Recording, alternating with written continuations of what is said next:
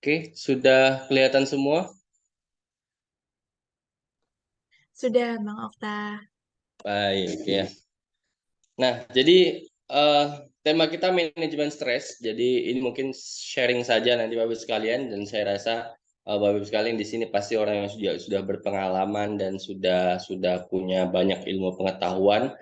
Ya, oleh karena itu nanti kita akan lebih banyak sharing saja bagaimana melihat kondisi ini dan seperti apa kita menanggapi hal tersebut ya.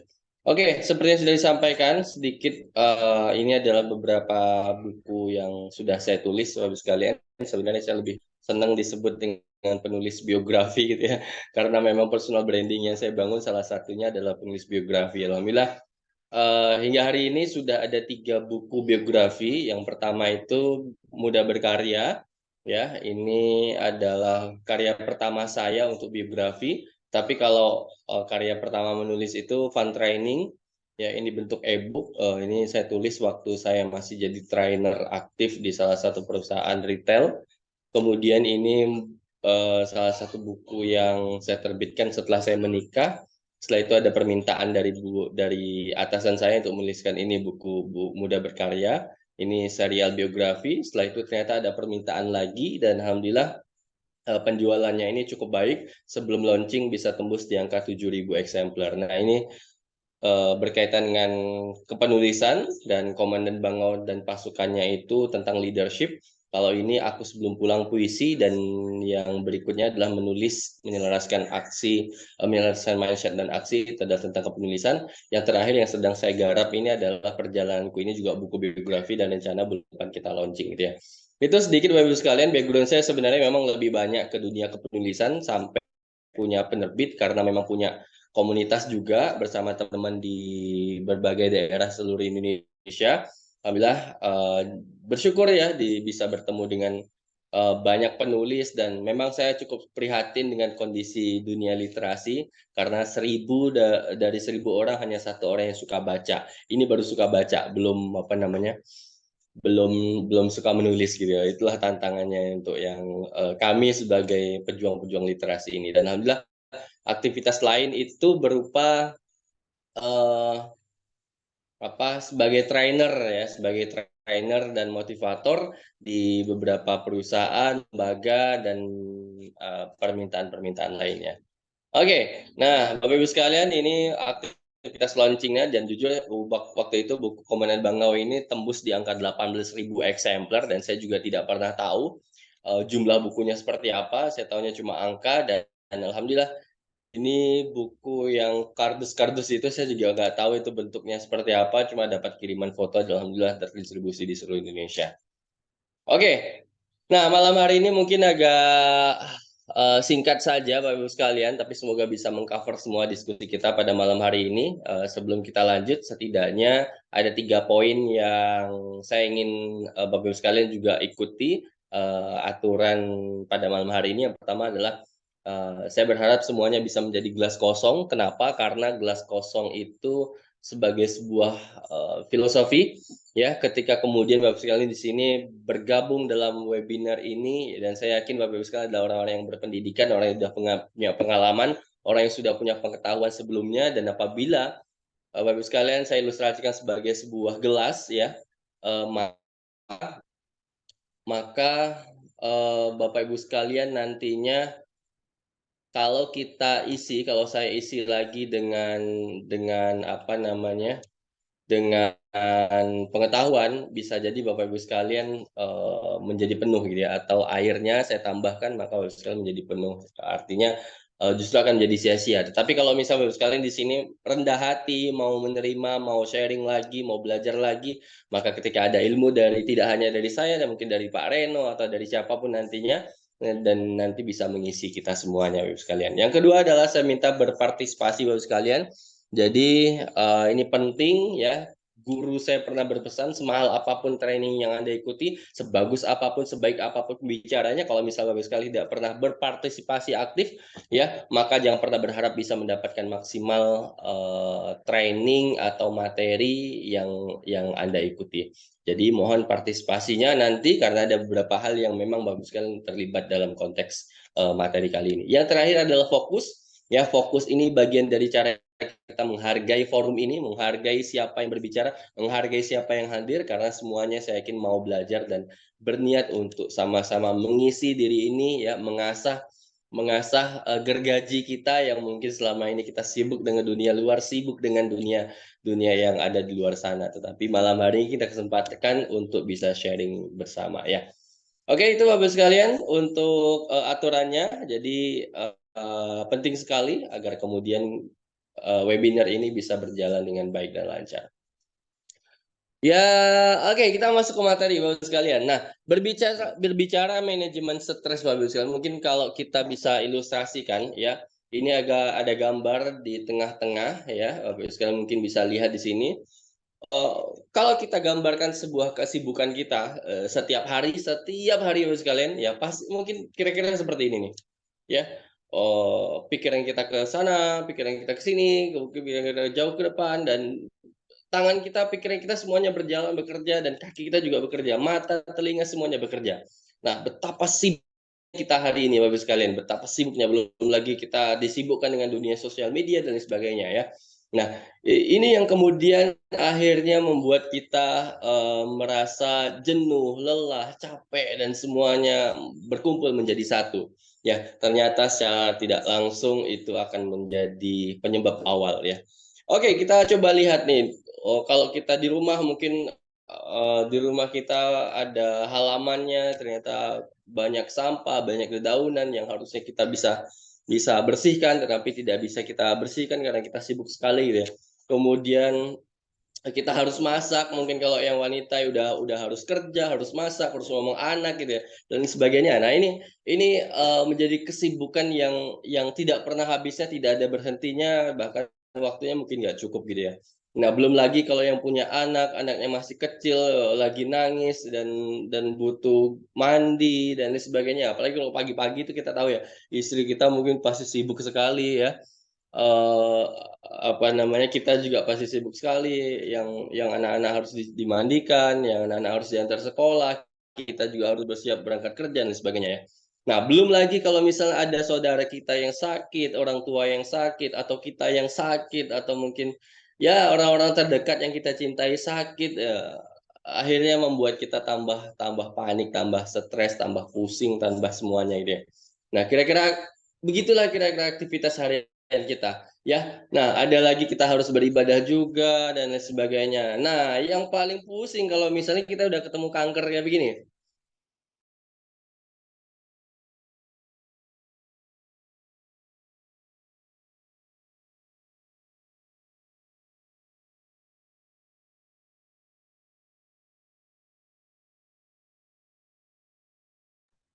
Ya, repot sekali kalau perihal kanker ini ya.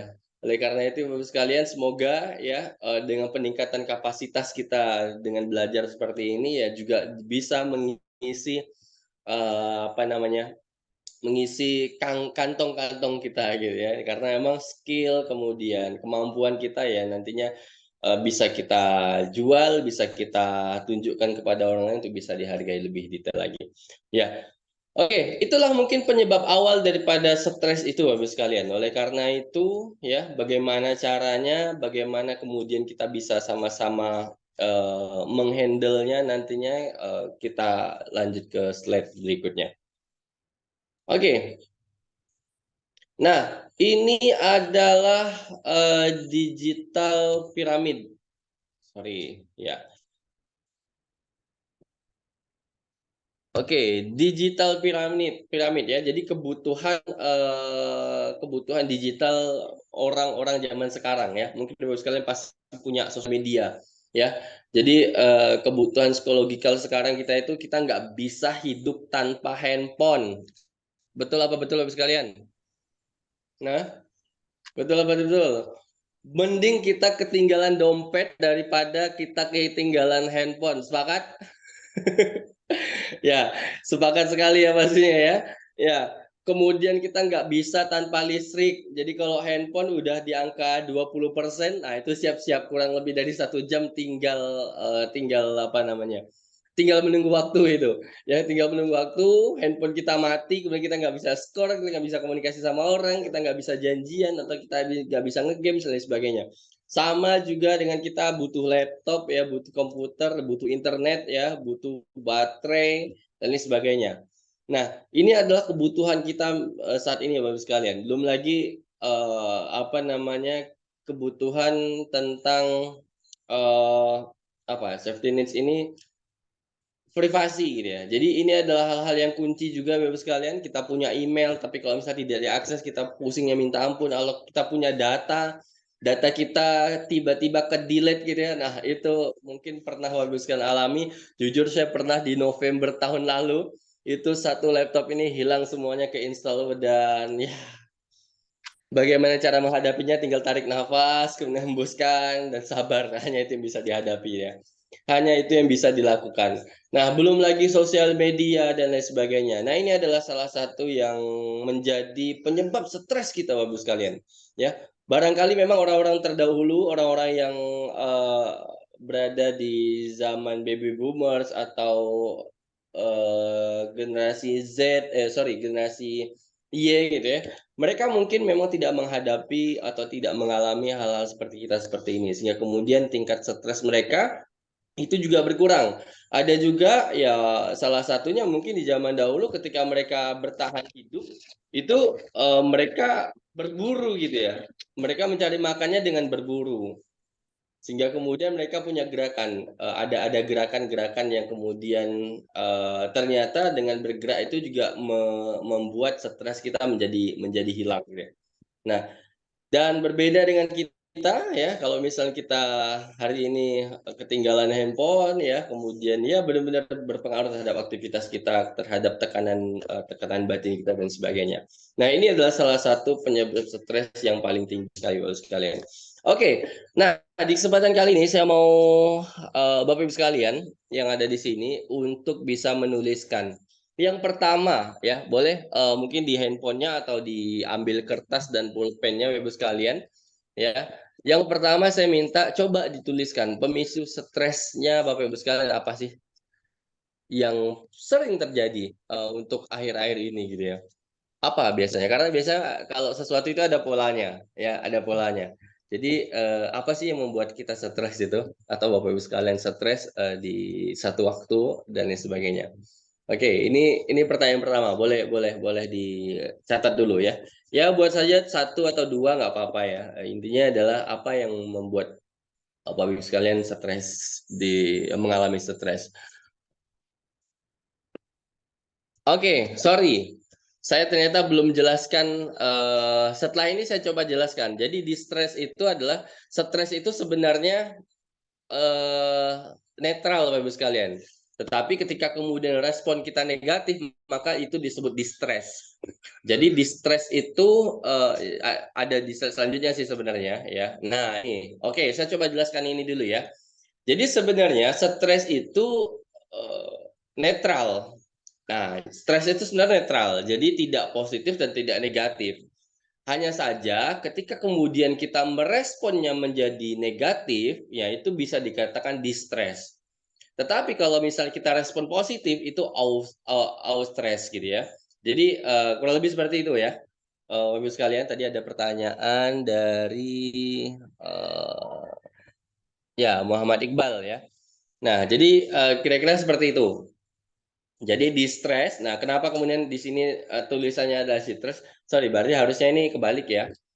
Slide-nya harusnya saya jelaskan terkait dengan definisi dari stres itu sendiri dulu. Oke, sudah paham ya sampai di sini ya? Oke, nah jadi stres itu sebenarnya adalah netral Bapak Ibu sekalian. Kondisi di mana tidak baik dan tidak juga buruk gitu ya. Tetapi stres itu sebagai upaya menghadapi masalah. Nah, pertanyaannya adalah respon kita. Respon kita positif atau negatif? Kalau misalnya respon kita positif, ketika kita mendapat sebuah beban dan kita menjadi negatif responnya, maka disitulah letak di mana kita menjadi distress, artinya negatif nih, menjadi tekanan batin buat kita, menjadi beban buat kita. Tetapi kalau misalnya ada tugas dari atasan kita atau ada apa ya, ada sesuatu yang memang dibebankan kepada kita dan kita happy saja dan kita senang saja, nah itu bisa jadi eustress gitu. Eustress itu artinya kita tanggapi responnya dengan positif. Kira-kira seperti itu ya. Nah, itu dulu deh. Nah, kemudian kita balik lagi ke pertanyaan sebelumnya. Jadi bisa boleh apa namanya dituliskan, boleh di kolom komentar ya Bapak sekalian, silakan. Selama ini apa sih yang membuat Bapak sekalian punya pemicu distressnya? Oke, silakan. Apa kira-kira? Ya bisa nggak punya uang mungkin, atau apa kira-kira? Atau pekerjaan tambahan apa atau overtime gitu ya, kita nggak tahu tuh. Oke, coba dibantu tuliskan di sini ya, di kolom komentar juga boleh atau tulis tangan juga nggak masalah. Stres hidup, wow, deadline pekerjaan, waduh, luar biasa ini. Oke, stres hidup berarti memang berat sekali ya ternyata ya. Oke, baik, terima kasih. Stress sandwich gen, Pak. Oke, jadi ada beberapa fase ya memang untuk yang gen milenial ya. Itu generasi sandwich ya, memang di satu sisi harus sharing dengan yang orang tuanya, di satu sisi yang lain juga harus punya tanggung jawab kepada keluarga kecilnya ya. Oke, baik. Terima kasih, luar biasa. Wow, teman kerja toksit. Waduh, ini nih yang eh, harus kita perbaiki ya. Ada dari Agustiawan, stres pekerjaan bertumpuk, Pak. Oke, baik. Ya, jadi pekerjaan bertumpuk itu bikin stres ya. Pertanyaannya adalah dikerjakan atau tidak. Oke, ada Arfi Alexa. Ya, stres dikerjain salah, nggak dikerjain pun salah. Waduh. Ya, itu balik lagi ya nanti. Ya, oke, thank you. Ya, yang membuat stres jika mau berangkat kerja kejebak macet berjam-jam, datang terlambat, cuaca panas, hmm, sama PIN kantor ditagih laporan atasan. Oke, ya, ya, ya, ya. Jadi udah stres di jalan, macet berjam-jam. Ya, by the way ini dari mana ya? Ibu atau Mbak atau Kakak Ani Sulistyo ini dari mana? Biasanya kalau di Semarang sih kayaknya belum ada ya yang macet sampai berjam-jam ya. Kalau di Jakarta mungkin. Oke, baik. Nah, apapun itu Bapak sekalian ya, ini adalah penyebab dan syukur kalau misal Bapak sekalian sudah mau mengetahui penyebab dari stres itu semua. Karena kalau misal kita tahu, maka akan lebih mudah kita mengidentifikasinya ya. Oke, kemudian pertanyaan yang kedua adalah selama ini Bapak Ibu sekalian ya, cara apa yang telah Bapak Ibu sekalian gunakan untuk mengatasi distress itu? Ya, apa? Ayo. Oh, ada nih dari Semarang ke Jepara lewat Terboyo Demak. Oh iya bener. Ada ya. Kebetulan nggak lewat Semarang, nggak lewat Demak ya. Oke, benar. Kalau itu sepakat saya. Di Terboyo itu macet banget itu untuk jam-jam tertentu ya. Nggak jam tertentu sih, hampir setiap waktu gitu ya. Oke, baik. Terima kasih. Ini ada lagi nih, Suwito. Stres itu kan penyakit, Pak, kata Pak Roma, omatnya iman dan takwa. Ya, nanti kita akan bahas sedikit ya. Oke, baik, kita masuk ke pertanyaan yang kedua, Bapak sekalian. Cara cara cara saya atau cara Bapak sekalian cara mengatasi distress itu selama ini seperti apa? Ya, boleh dong sharing ya. Kalau lagi distress nih ya, apa yang Bapak sekalian lakukan? Nah, ini karena saya yakin nggak mungkin tuh penyakit menular Pak, soalnya banyak. Soalnya bisa sharing stresnya. Oke, baik. Kita masuk ke pertanyaan kedua. Cara saya mengatasi stres. Kalau Bapak sekalian kira-kira kalau stres itu kalau lagi di stres apa yang Bapak sekalian lakukan? Kalau saya misalnya ya, semua orang tuh pasti di stres ya Bapak sekalian. Pertanyaan adalah sejauh mana kita bisa manage ya. Kalau saya memang kalau lagi stres itu ya bisa juga ngopi gitu ya, atau bisa hangout gitu ya. Karena memang kebetulan untuk jam kerjanya lebih gampang buat diatur gitu ya. Atau nongkrong, nah itu juga salah satu ya. Oke, dari Pak Rudi. Oh, ada yang karaokean. Maaf ini siapa tadi nih? Ayu Landari kalau karaoke. Karaoke-nya kalau setiap hari berarti karaoke-nya setiap hari juga nih. Oke. Untuk Pak Rudi ya, saya healing Pak, naik gunung itu salah satu terapi. Wow, ternyata ada yang satu server dengan saya. Saya juga suka naik gunung Pak. Kebetulan untuk tahun ini masih belum ada agenda nih. Lagi nyari-nyari agenda tapi belum ketemu satu server gitu ya. Naik gunung salah satu terapi buat menyenangkan hati. Ya betul. Jadi keren keren keren ya. Ayu, ada juga Ayu punya sound system. Oh, punya sound system. Wah, berarti memang wah keren keren keren. Ya baguslah. Artinya memang sudah punya solusi juga gitu ya. Pusing-pusing di kantor, pusing-pusing di mana gitu ya. Kita ngopi dulu kita sambil karaokean. Wah, kita agendakan. Siap, Pak. Oh, Kak Raung. Siap, siap. Waduh, Pak Rudi jadi satu server nanti kita bisa japrian, Pak ya. Pak Agus, saya lihat ikan di akuarium. Bener juga nih. Ini salah satu solusi yang gampangnya ya lihat ikan di akuarium. Jadi emang di tahun 2020 sampai dengan 2022 ke 2023 awal itu rata-rata orang jadi banyak cinta sama ikan gitu ya, sama melihara akuarium gitu. Saya juga punya temen sama yang awalnya juga nggak seneng apa-apa, nggak seneng sama ikan, akhirnya suka sama ikan. Benar-benar benar ya. Oke, ini saat distres, ambil nafas panjang, berusaha nggak panik, diselesaikan satu persatu pekerjaan. Selanjutnya jalan-jalan dengan teman kantor. Oke, baik. Nah, baik Bapak sekalian, jadi ternyata memang sebenarnya Bapak sekalian sudah punya beberapa poin-poin penting yang sudah dilakukan dan memang sebenarnya kita tidak usah terlalu ambil pusing dengan distres itu dan karena itu wajar dan harusnya memang itu terjadi pada kita semua ya. Kenapa kalau misalnya kita tidak stres juga hidup kita itu datar-datar aja itu nggak asik juga gitu.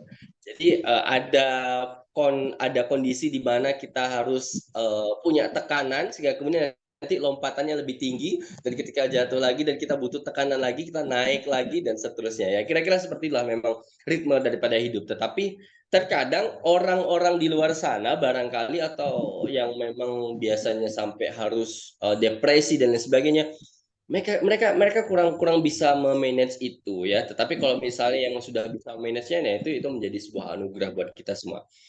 Oke, ini kita next saja karena khawatir di waktu ya. Jadi Bapak-Ibu sekalian kita coba agak percepat saja. Ini udah jam 8 ya. Jadi nanti saya sampai jam berapa ya, Mbak?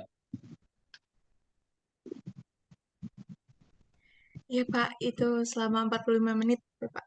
Oke, baik. Saya agak percepat saja karena cukup panjang ya. Oke, thank you Oke, sharingnya Bapak sekalian. Nah, kita balik lagi di sini. Jadi sebenarnya stres itu adalah netral. Jadi ketika kemudian kita dapat masalah, kita dapat beban, itu sebenarnya kondisinya netral. Pertanyaannya adalah apakah kita akan merespon dengan positif atau negatif? Kalau misalnya kita respon dengan negatif, maka ini yang jadi masalah, Bapak Ibu sekalian, ya. Tetapi kalau misalnya kita dapat sebuah sebuah beban, sebuah tantangan dan kita bisa respon dengan positif, maka dia jadi eustress gitu ya. Jadi kita bisa kita dapat jadinya positif gitu ya. Jadi disebut dengan eustress gitu ya. Jadi ketika kemudian kondisi itu baik, maka ya ternyata bisa membuat kita lebih hebat lagi kalau misalnya kita punya tekanan. Tetapi kalau misalnya kita tidak punya tekanan, ya kita datar-datar aja hidupnya, ya ternyata juga ya nantinya kita nggak punya sesuatu yang bisa membuat kita memaksimalkan potensi kita. Dan ternyata stres itu kalau datang dengan tepat waktu dan kita bisa manage, nah tentunya bisa membuat kita lebih lebih produktif gitu ya. Oke, ada istilah coping Bapak sekalian. Coping itu adalah bagaimana cara individu menghadapi dan mengatasi stres, termasuk permasalahan rutin yang terwujud dalam kemampuan individu untuk menjaga sikap, perilaku, dan emosinya. Nah, inilah yang kemudian terkadang orang-orang itu tidak terampil. Jadi istilah coping ini adalah sebenarnya lebih kepada keterampilan kita dalam menghadapi itu semua. Jadi kalau misalnya kita, ya Bapak sekalian, ya kita sedang hadapi sebuah masalah dan terjadilah istilah stres itu tadi, dan apabila kita bisa menghadapinya dengan baik ya dengan sebuah sebuah kebahagiaan dan kita tidak menjadikan itu sebagai beban, nah berarti kita punya keterampilan untuk menghadapi itu. Nah, inilah kemampuan yang kemudian bisa membawa kita memiliki mental di atas rata-rata daripada orang lain, di mana kita bisa mengatur kapan kita harus emosi, kapan kita harus bahagia, dan kapan kita harus bisa bisa sedih, empati dan sebagainya. Nah, itu yang kemudian harus kita miliki, Bapak sekalian. Oke, sekarang kita lanjut di slide berikutnya. Nah, ini ada 4 sumber utama stres. Yang pertama adalah sumbernya berasal dari lingkungan, Bapak sekalian. Berasal dari lingkungan. Jadi kalau di lingkungan itu juga menjadi salah satu pemicu ya di stresnya kita. Ya. Jadi menuntut kita untuk menyesuaikan terus-menerus pindah tempat tinggal, pekerjaan. Nah, itu ternyata bagi orang-orang yang tidak terampil itu akan menjadi beban yang sangat berat sekali bagi mereka.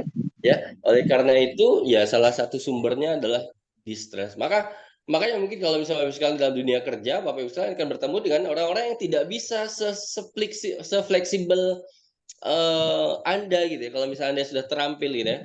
Ada orang yang kalau misal dia ditempatkan di tempat yang baru, dia butuh lama adaptasi dengan pekerjaannya, adaptasi dengan orangnya, adaptasi dengan lingkungan kerjanya, budaya kerjanya. Mereka lama sekali. Tapi buat orang-orang yang sudah terbiasa, maka dia fine-fine aja dan dan mereka bisa menjalani dengan happy. Saya sih termasuk orang yang ya untuk adaptasi di lingkungan dan pekerjaannya tidak terlalu sulit lah ya. Semuanya bisa dipelajari dan enjoy saja gitu ya.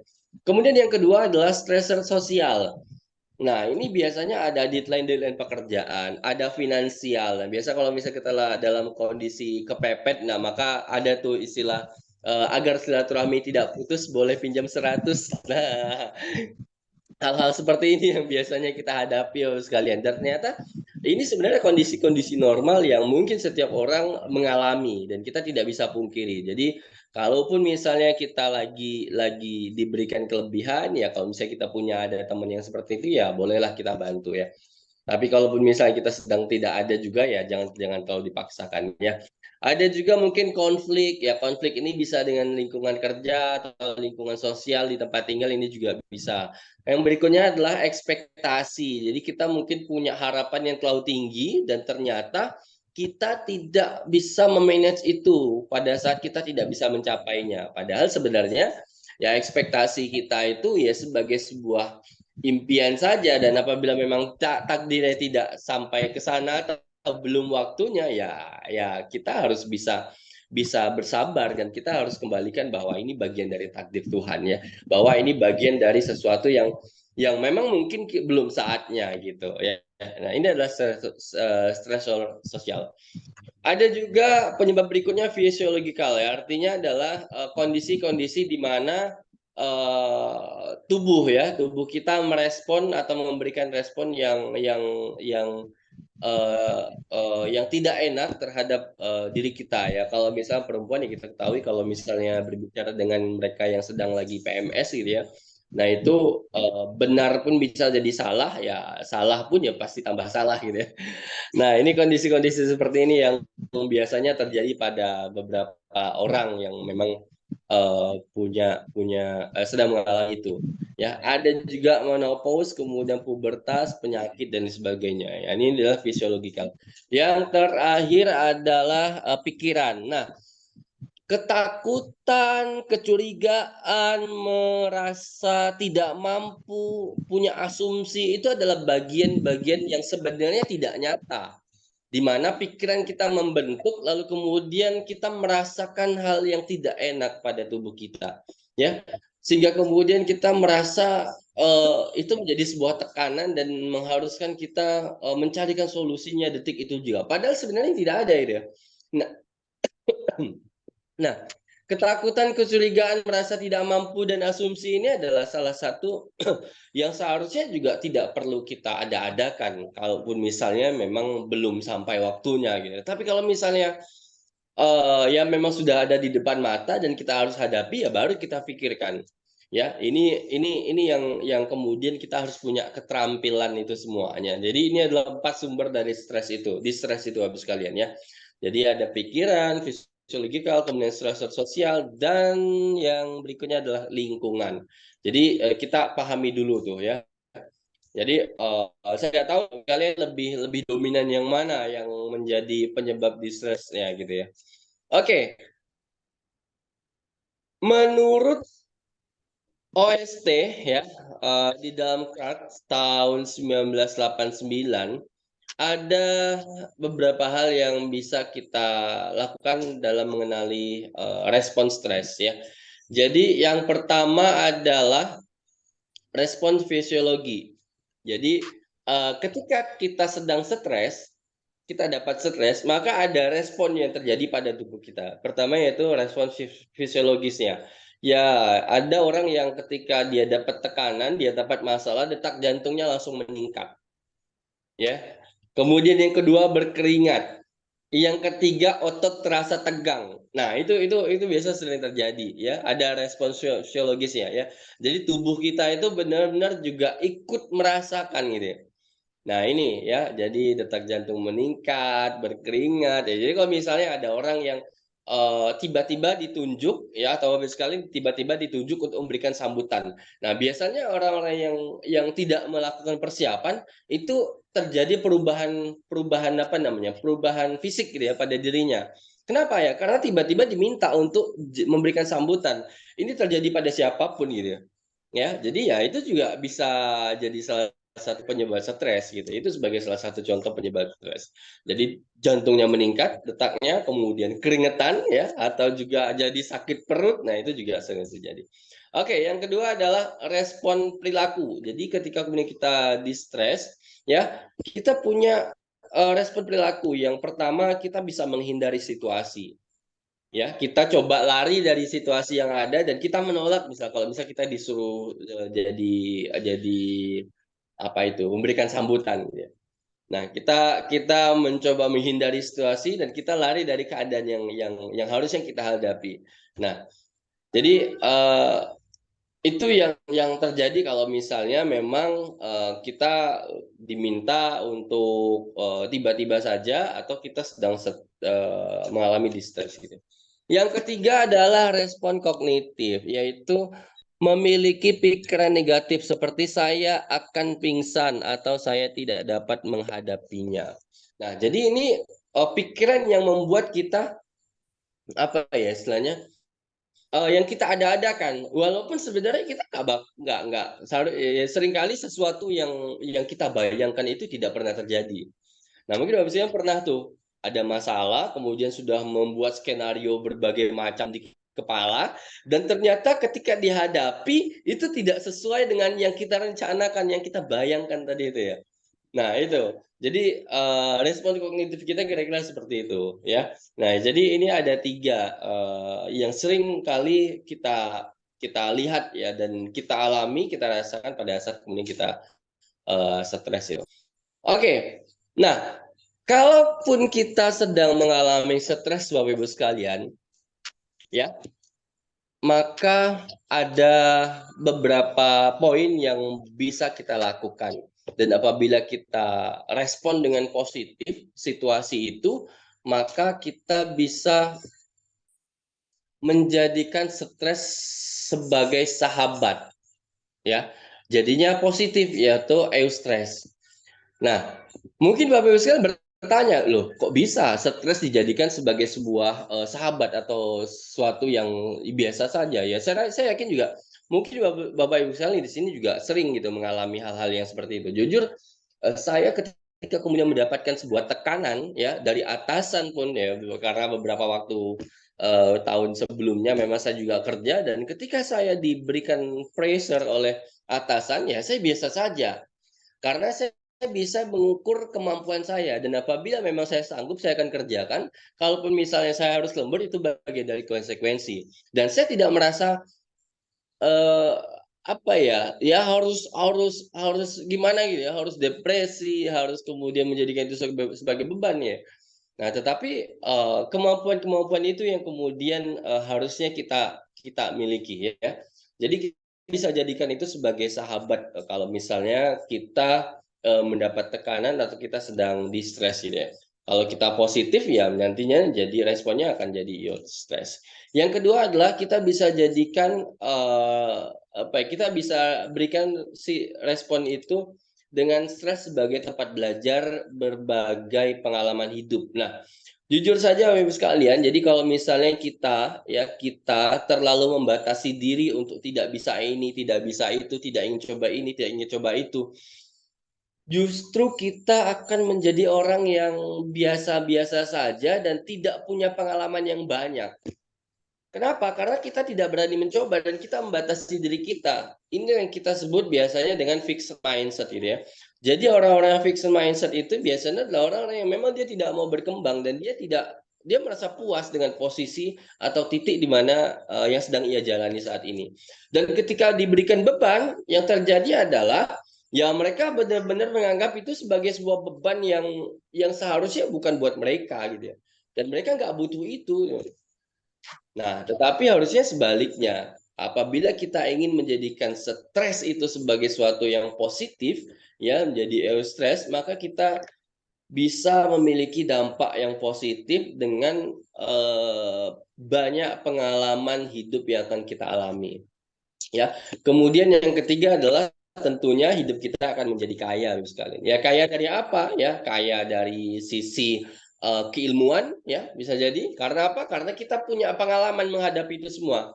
Nah, tadi pagi saya bahas tentang leadership gitu ya. Bagaimana mengatasi masalah, bagaimana mengatasi tantangan dengan cepat dan tepat. Dan itu kan tidak bisa kita hanya ceramah seperti ini. Dan tentunya harus dibuktikan bahwa seorang pemimpin yang punya kapasitas untuk bisa menyelesaikan masalah, ya dia harus dihadapkan dengan masalah dulu gitu. Sampai kemudian solusi yang diberikannya itu benar-benar memberikan dampak yang positif bagi organisasi, bagi lingkungan atau bagi perusahaan. Nah, itu. Nah, jadi salah satunya kita bisa kaya tuh. Ya, kalau misalnya kita menghadapi masalah dan ternyata ketika kita bisa selesaikan masalah itu, kita bisa jadi kaya. Kaya apa? Kaya pengalaman yang pertama ya. Yang kedua, kaya apa? Kaya ilmu pengetahuan. Yang ketiga biasanya kaya pertemanan ya. Ya, udah pasti karena kalau misalnya ada masalah dan mau tidak mau kita harus menghubungi beberapa orang yang punya punya punya kapasitas atau punya garis singgung yang sama dengan problem itu. Ya. Nah, ini sederhananya Bapak sekalian. Jadi jangan pernah takut dengan adanya stres dan kalaupun misalnya kita menghadapinya dengan happy, dengan bahagia, dengan senang ya tentunya itu akan jadi positif dan ya setidaknya kita bisa bisa lebih kaya ya, kemudian kita punya pengalaman lebih banyak lagi dan stresnya tidak menjadi distress tapi eustress. Sebaliknya, kalau misalnya respon kita negatif, Bapak Ibu sekalian, maka kita yang terjadi pastinya distress. Distress itu nanti akan berdampak terhadap banyak hal ya. Tubuh kita, kemudian apa namanya kinerja kita, perform kita dan sebagainya. Oke, kemudian kita juga bisa mengalami sindrom manusia super. Artinya kita merasa harusnya saya bisa tuh melakukan ini, saya harusnya bisa ini. Akhirnya apa? Ya kita menganggap bahwa semua yang ada di dunia ini kita menjadi pusat apa ya? Pusat dunia gitu ya. Bahwa semuanya harus kita yang lakukan ya. Padahal ya enggak juga gitu loh. Ya. Jadi sindrom manusia super itu gitu ya. Oh, harusnya saya bisa bantu dia. Akhirnya menyalahkan diri sendiri dan seterusnya. Oke, agak dipercepat saja Bapak sekalian. Tidak mampu menyingkirkan stresor yang tidak bermanfaat ya. Kemudian hidup menjadi tidak seimbang antara tubuh dan jiwa. Ya sudah pasti. Kenapa ya? Karena kita sering menganggap bahwa diri kita terbatas dan diri kita benar-benar tidak mampu menyelesaikan masalahnya. Sehingga kita hanya fokus pada masalah tanpa pernah berpikir bahwa sebenarnya masalah yang kita hadapi itu pasti punya solusi apabila kemudian kita bergerak untuk bisa menyelesaikannya. Oke, nah ini adalah beberapa penyebab apa namanya stres ya.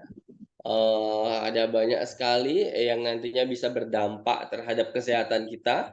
Sekalian pasti pernah tahu ini ada anxiety, kemudian ada anger, ada stomach problem, fatigue gitu dan sebagainya. Banyak sekali ya.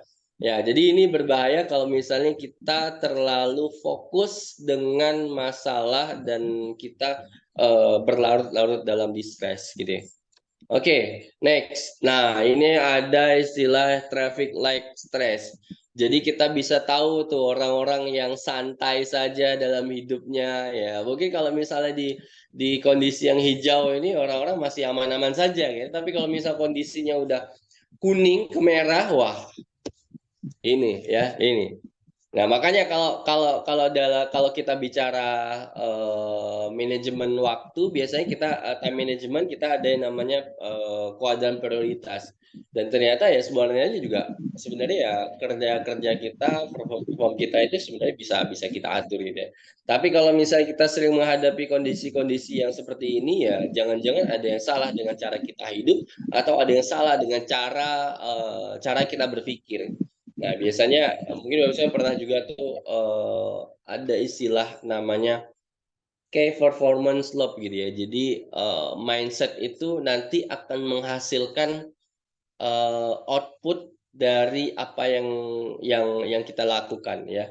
Jadi performance kita hari ini itu sebenarnya adalah hasil dari pemikiran kita 5 tahun atau 10 tahun yang lalu. Nah, tapi balik lagi ke sini ya, semoga kondisi-kondisi kita hari ini ya, Bapak sekalian, masih dalam ranah-ranah yang hijau ya saja. Jadi nggak ada gejolak yang terlalu tinggi. Kalaupun ada ya kita masih bisa atur lah ya. Oke, nah apa saja sih dampaknya kalau misalnya kita sering terjadi stres, Bapak sekalian, di stres ya. Jadi yang pertama, yang pastinya akan berdampak terhadap tubuh kita. Ya, tubuh kita yang pertama dan yang paling sering kita alami ya pastinya sakit kepala. Apalagi kalau misal kondisi Semarang yang panas kayak gini ya nggak ada stres pun bisa jadi sakit kepala juga. Kenapa ya? Karena udah panas duluan gitu ya. Panas duluan dari luarnya ya, dari cuacanya, ditambah lagi pas masuk kantor langsung ditagih kerjaan dan lain sebagainya, wah tambah sakit kepala gitu ya.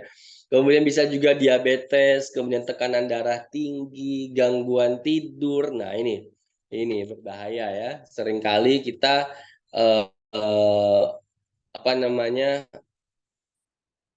Wah, ini banyak pertanyaan ya. Oke, berikutnya stroke, obesitas, ada juga asma dan memang biasanya pikiran-pikiran yang sering tidak membuat kita produktif itu membuat kita jadi berdampak terhadap kondisi tubuh kita.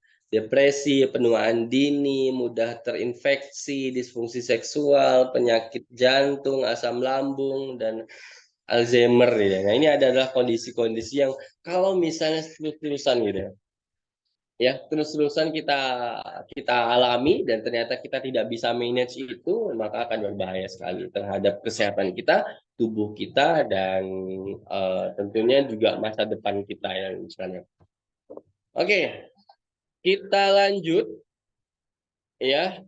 Nah, ini ada tanda awal distress mental untuk yang di organisasi ya, di level-level organisasi. Biasanya seperti yang Bapak Ibu sekalian juga sebutkan tadi itu, dia di awal, pekerjaan tidak selesai, produktivitas rendah atau overtime itu juga menjadi salah satu distress awal ya. Jadi berbahaya kalau misalnya kita sering kali tidak menyelesaikan pekerjaan, yang mana nanti pekerjaan kita ngaruh sama produktivitas, akhirnya produktivitas rendah dan mau tidak mau kita untuk mengejar itu dengan cara overtime. Artinya kita minta tambahan waktu atau kita sering kerja melebihi dari jam kerja. Maka dulu saya punya jargon ya kalau misalnya kontrak saya jam 8 ya pulangnya juga jam 5 gitu ya. Artinya ya saya termasuk yang tim-tim tenggo lah gitu ya. Pokoknya kalau udah jam 5 5 tank ya harus go gitu ya. Oke, Bapak sekalian ya. Nah, berikutnya kualitas kerja menurun sudah pasti. Kenapa? Karena kita sering sekali ya, kita sering di-stress ya. Ya pasti ya, kalau kualitas kerja menurun biasanya banyak kesalahan. Menurunnya keramahan pada orang lain. Nah, kalau misalnya kita udah masuk kepada lingkungan sosial ya kita berkomunikasi sama orang lain juga malas biasanya. Nah, jadi ini berbahaya. Padahal kalau misalnya kita bisa bangun dengan baik suasana hati kita dan kita juga bisa tebarkan aura positif kita kepada orang lain dan biasanya berpengaruh terhadap suasana hati orang lain dan itu juga sangat baik sekali buat kesehatan mental kita sebenarnya. Berikutnya adalah merasa tidak punya waktu, absen karena alasan sakit, kerjasama dan kolaborasi tim rendah, prestasi menurun, atau angka gagal meningkat atau berhenti sebelum selesai meningkat. Jadi ini di level-level organisasi ya. Nah, kalau misalnya individu biasanya udah masuk pada perilaku-perilaku ya. Nah, menurun prestasi, performa kerja, kemudian perubahan mood, bermasalah dengan rekan kerja, sering izin sakit atau pulang lebih awal. Nah, ini tanda-tanda bahwa kita di stres yang sudah mulai akut ini ya. Jadi hati-hati dan mulai perhatikan Bapak sekalian. Saya juga punya klien itu sampai beberapa kali udah pindah kerja ya. Jadi sedang nulis buku, dia dari Jakarta dan kemarin ada sebuah masalah yang cukup besar bagi masa depannya ya karena memang ya kalau saya sedikit spill ya, jadi dia punya pacar yang sudah dipacari 3 tahun berencana untuk akhir tahun ini nikah dan ternyata sebelum dia nikah 2 bulan sebelumnya dia kesalip ya sama orang ketiga yang ternyata juga sudah jalan bareng di 3 tahun yang sama gitu. Wah, itu ceritanya cukup cukup cukup, menarik kalau dibaca. Alhamdulillah udah selesai naskahnya gitu ya. Oke, jadi wah betapa stresnya dia waktu itu, bahkan beberapa kali ya bilang, "Saya pengen bunuh diri saya pengen bunuh diri saya pengen bunuh diri," gitu ya. Ya, kalau saya sih memang, apa namanya, menanggapinya dengan lebih banyak dengan bercanda, walaupun memang sebenarnya tidak bisa sebercanda itu juga. Tetapi ada beberapa poin yang memang, kita tekankan bahwa, ya sebenarnya masalahnya tidak seberat itu kok ya, tinggal bagaimana kemudian kita bisa, ya, apa ya namanya, ada beberapa sisi spiritual yang bisa kita selipkan, ada beberapa sisi apa namanya, psikologis yang mungkin kita pendekatannya gitu ya, dan itu, balik lagi dan kalau misalnya dia mau dan dia bersedia insya Allah bisa berubah gitu ya. Oke, berikutnya Bapak Ibu sekalian, jadi ini adalah, tanda awal distress mental di tempat kerja, untuk level individual ya. Nah, ternyata untuk stres itu masih, di level 1 lah ya mungkin, tetapi kalau misalnya udah di level burnout gitu ya, burnout itu biasanya bener kondisi di mana kita udah males mau ngapa-ngapain, kita capek berkepanjangan. Jadi, level stres di atasnya ya burnout gitu ya. Nah, ini biasanya udah terjadi berulang kali, bangun pagi, berangkat pagi, ketemu macet, pulangnya ya ketemu macet lagi dan ternyata sampai rumah nggak bisa langsung istirahat, harus ini, itu, dan seterusnya. Bolak-balik itu lagi ketemu sampai sebulan, 2 bulan bisa dilewati dan ada titik di mana akhirnya ingin nyerah, burnout gitu ya. Nah ini yang bisa dikatakan adalah berkepanjangan, serasa energi, tubuh terkuras habis gitu ya, kemudian marah pada mereka yang meminta dia dari Anda. Jadi ya biasanya buat orang-orang yang merasa, sering apa ya, sering mendahulukan orang lain itu biasanya, eee, apa ya, punya perasaan ya pengen marah dan sebagainya pada orang lain gitu ya. Ya padahal ya sebenarnya ya orang lain, tetapi dahulukan kita terlebih dahulu. Oke, lanjut mengkritik diri sendiri bila menyanggupi permintaan orang lain. Nah, ini juga biasa terjadi pada lingkungan kerja ya. Jadi kalau misalnya ada atasan ngasih kerjaan ya kita terima juga gitu, tapi sanggupi, tetapi kita marah sama diri kita. Tapi ketika kita mau ngomong sama orang itu untuk menolak, kita nggak bisa gitu. Kita marah lagi sama diri kita. Kasihan ya. Kasihan sama diri kita yang bayangkan diri kita tuh selalu disalahkan ya. Kita selalu menyalahkan diri kita, padahal orang lain di sana mencintai kita aja enggak gitu, mungkin menyalahkan iya. Nah, bahkan diri kita sendiri itu juga ternyata menyalahkan diri kita. Jadi 2 kali nih salahnya diri kita ini. Udah orang lain menyalahkan kita, kitanya yang punya diri nyalahkan diri lagi gitu ya. Waduh, jadi double-double nih diri kita nih salah nih ya. Makanya, saya kalau misal melakukan kesalahan saya nggak pernah nyalahkan diri saya sendiri, walaupun memang itu baik secara hukum, secara sosial, secara moral, salah iya nggak apa-apa. Saya akui itu salah, tetapi, saya tidak akan pernah menyalahkan diri saya sendiri. Yang saya katakan adalah, itu sebagai sebuah pembelajaran diri saya untuk kemudian bisa memperbaiki diri lagi agar kemudian bisa lebih baik lagi ke depannya. Jangan sampai kita salahkan. Kasihan diri kita ya, kasihan sekali ya. Oke, sinisme negatif dan mudah tersinggung merasa diri sendiri diserang ya. Ini juga tanda-tanda kita udah mulai burn out gitu ya. Benar-benar banyak sekali nih ya, mudah meledak-ledak, pada hal-hal sepele ya, kemudian sering pusing dari keluhan pencernaan, berat badan naik dan turun, sulit tidur, depresi. Nah, biasanya yang benar-benar sulit tidur itu yang kadang berpengaruh sekali ya. Tapi saya bersyukur juga sih termasuk orang yang gampang sekali tidur gitu ya. Kalau capek tinggal tidur aja. Kayak hari ini saya kayaknya baru tidur 1 jam loh, padahal saya bangun sekitar jam 2 pagi tadi malam gitu ya. Nah, dan sampai sekarang baru tidur 1 jam gitu. Jadi ya alhamdulillah bisa produktif dan bisa berbagi. Berikutnya sesak napas ya, saya bersyukur tuh kok kondisi-kondisi seperti ini jarang saya temui juga ya. Oke, ada banyak lagi ya, sorry. Nah, merasa tidak berdaya, mudah curiga, berani mengambil risiko. Oke, nah akibatnya kalau kita sering di-stres Bapak sekalian, yang pertama adalah pusing, tegang otot ya, ini jangka pendek ya, perasaan ingin muntah, sakit punggung atau mah, cemas, gangguan tidur, dan dada berdebar-debar ya. Nah ini kalau misalnya kita sedang, di-stres ya, ini jangka pendeknya dan biasanya itu, terjadi di awal-awal gitu ya. Tetapi kalau misalnya kita udah sering sering di-stres akhirnya, tubuh kita berpengaruh tuh, kesehatannya ya.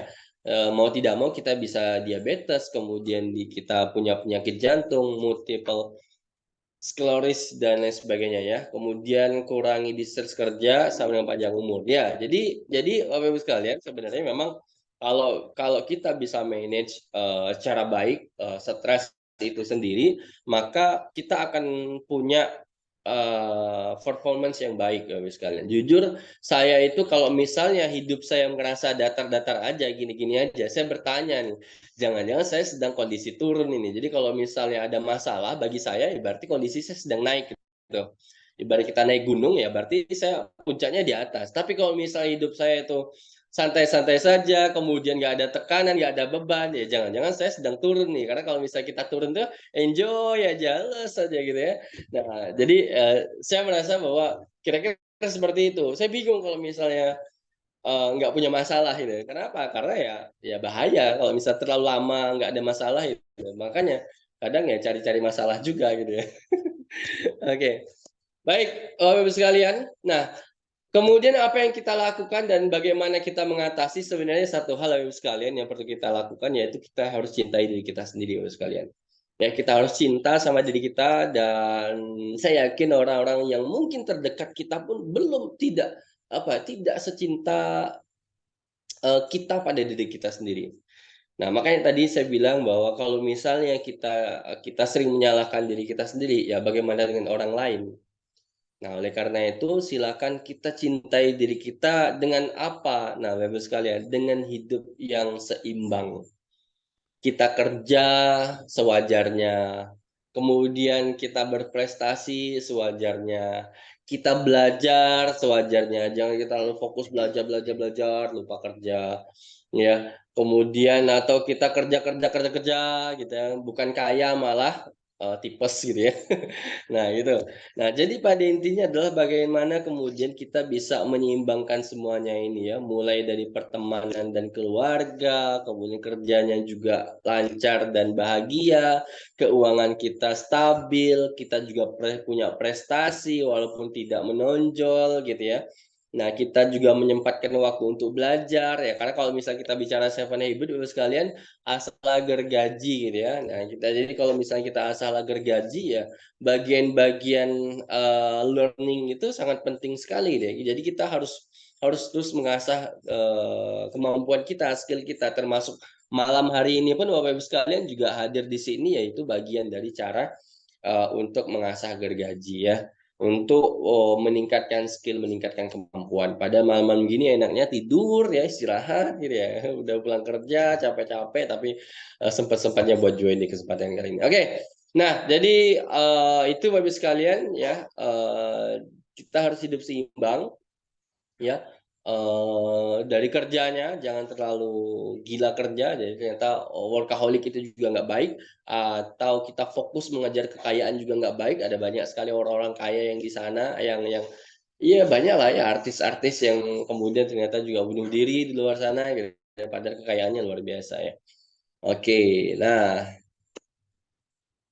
berikutnya apa yang bisa kita lakukan Bapak sekalian ya, kita bisa makan atau menutrisi, makan makanan yang sehat ya, ada ikan, kacang, buah, whole grain ya, jangan jangan jangan terlalu sering-sering minum boba gitu ya, atau terlalu sering-sering ngopi. Mungkin Kak Rosanda ini juga doyan sama boba kali ya. Jadi kalau di Jakarta itu ada budaya yang namanya, kalau nggak Starbucks setiap pagi itu, nggak asik gitu ya. Jadi bayangkan 30% gajinya mereka paling tidak itu bisa digunakan, ya 20% sampai 30% bisa habis buat ngopi gitu ya, buat beli kopi ya. Bayangkan kalau misalnya harga Starbucks 56.000, 59.000 gitu ya, atau 50.000 sehari, dan setiap hari mereka harus ngopi itu, wow bahaya sekali deh. Kemudian latihan ya, stretching, senam, jalan-jalan ini harus kita lakukan Bapak sekalian. Jadi hidup seimbang ya itu penting ya, karena kesehatan itu tidak hanya sebatas kita menjaga pola makan, pola hidup, tetapi juga untuk menguatkan otot-otot, muscle-muscle kita. Maka kita harus imbangi dengan olahraga. Time off ya. Nah, ini juga harus matikan handphone, karena biasanya kalau udah sekali, saya tuh pekerjaannya kan nulis ya Bapak sekalian ya. Jadi kalau misalnya sekali buka HP, itu kalau misalnya nggak dibatasi, wah bisa hilang tuh waktunya buat scroll ya, lupa nulisnya itu. Jadi benar-benar kalau saya harus disiplin itu kalau soal handphone, apalagi kalau misalnya ketika kerja yang sedang nulis gitu ya. Bebaskan diri dari segala sesuatu yang berhubungan dengan pekerjaan atau komputer. Manajemen waktu udah pasti ya. Ya, memprogram ulang software pikiran dan keyakinan.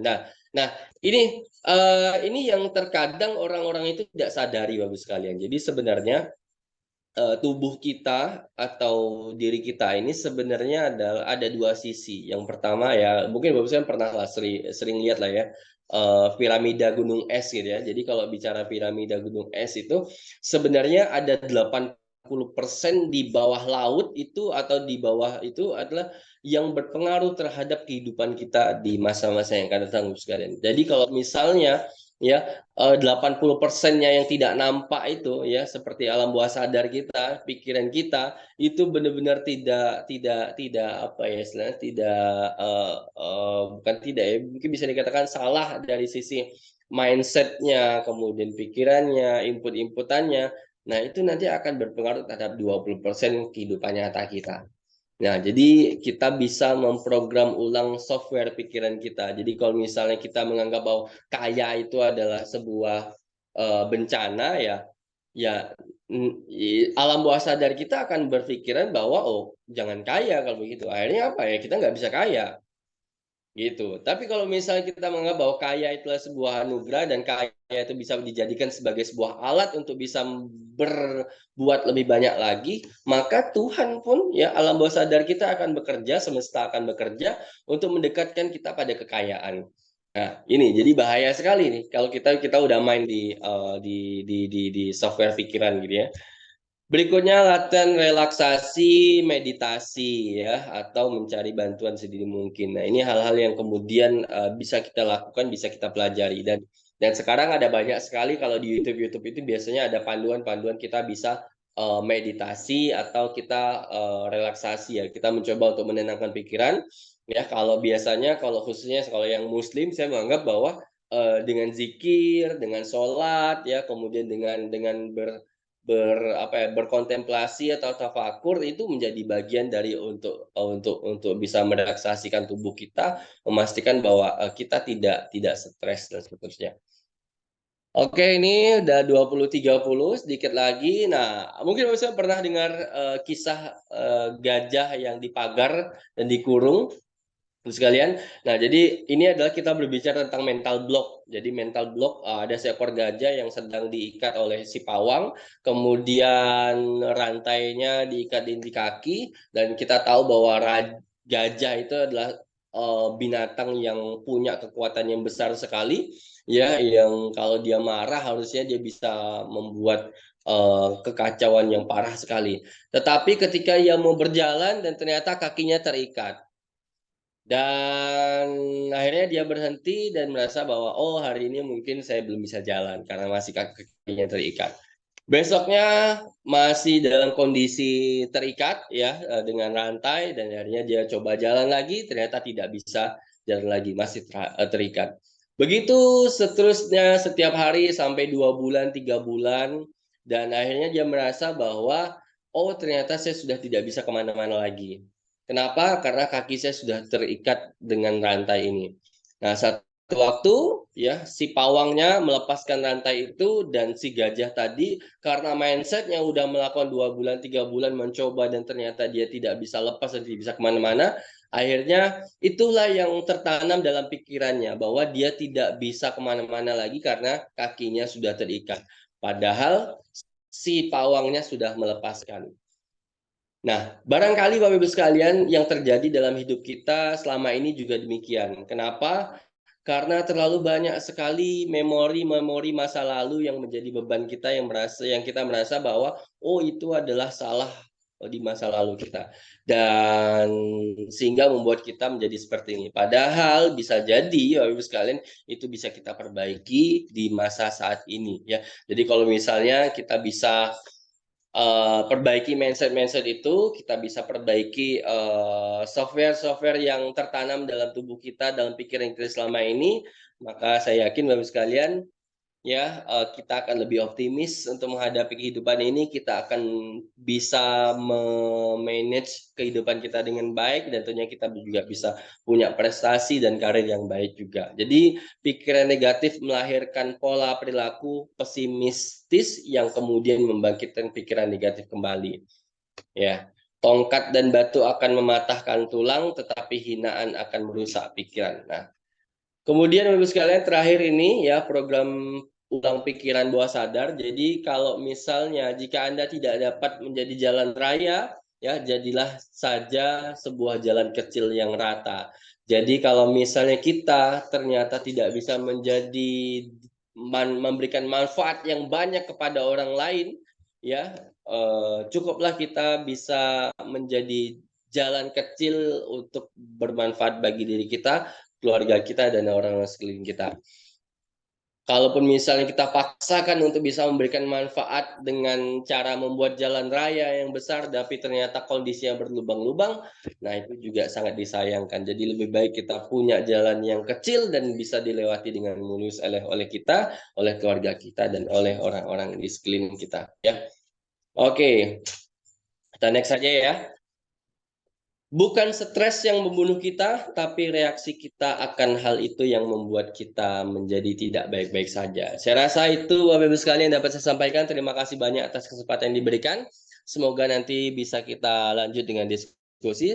Akhir kata dari saya, Assalamualaikum warahmatullahi wabarakatuh. Selamat malam, selamat sejahtera kita semua. Terima kasih, Bang Okta, atas materi yang disampaikan. Sangat bermanfaat sekali ya, Bapak Ibu sekalian.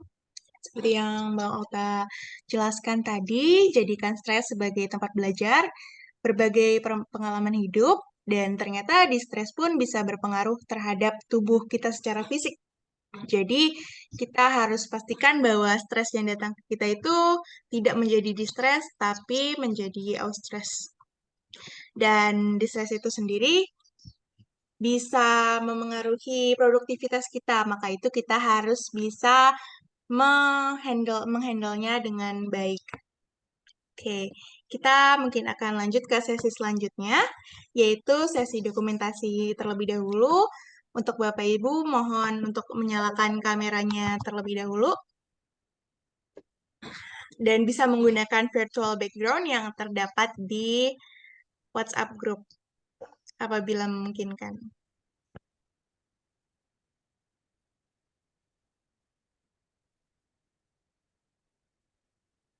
Saya akan menunggu sampai Bapak Ibu menyalakan kamera ya.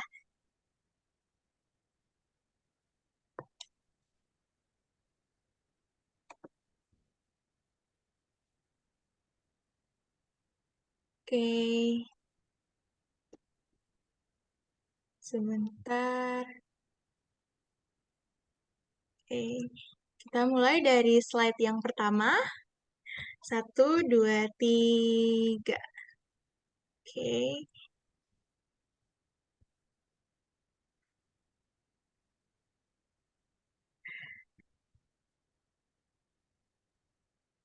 oke, Bapak Ibu, sudah boleh dimatikan kameranya jika ingin dimatikan.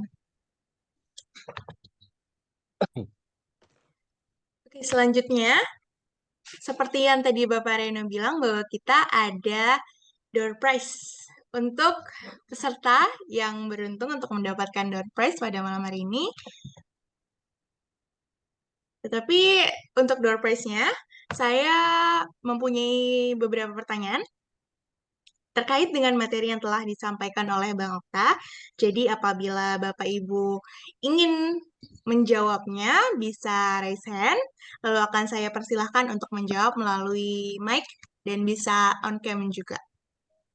Atau bisa melalui chat apabila tidak memungkinkan untuk on mic. Oke. Pertanyaan yang pertama adalah apa saja 4 sumber distress yang utama yang telah dijelaskan oleh Bang Okta tadi? Boleh dijawab, Bapak Ibu? Boleh raise hand atau di kolom chat, jawabnya nanti akan saya bacakan. Boleh disebutkan namanya juga dan asal instansinya. Saya ulangi untuk pertanyaannya yang pertama adalah apa saja 4 sumber distress yang utama?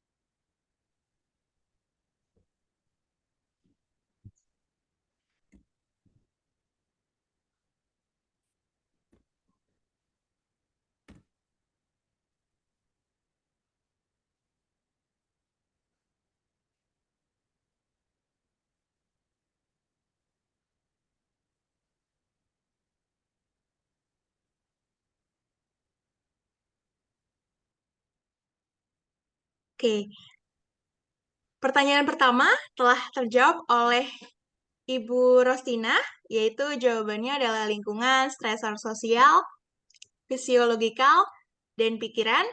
Lalu untuk pertanyaan kedua, yaitu bagaimana mengatasi stres seperti yang telah diterangkan oleh Bang Okta tadi. Boleh dijawab melalui mic ataupun kolom chat.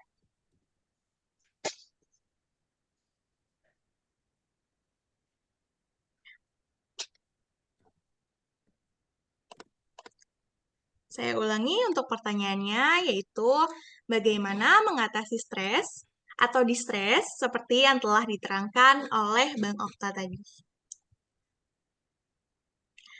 Melalui reaksi positif, kata Pak Suito ya. Lalu adakah Bapak Ibu yang mau jawab lagi? Yang lainnya?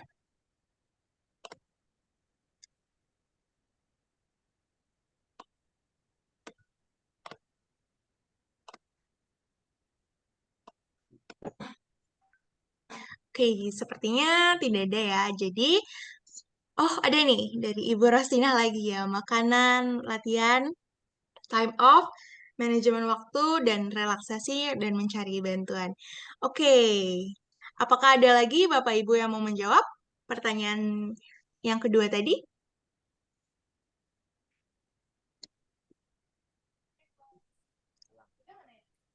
Tidur. Tidur.